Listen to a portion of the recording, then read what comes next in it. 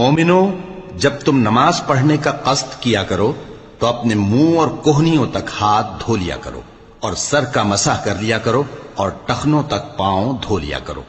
और अगर जनाबत की हालत में हो तो नहाकर पाक हो जाया करो। और अगर बीमार हो या सफर में हो या कोई तुम में से बैतुल खला से होकर आया हो या तुमने औरतों से मुकारबत की हो, फिर तुम्हें पानी न मिल सके तो पाक मिट्टी लो और उससे मुंह और हाथों का मसा यानी तयम्मुम कर लो।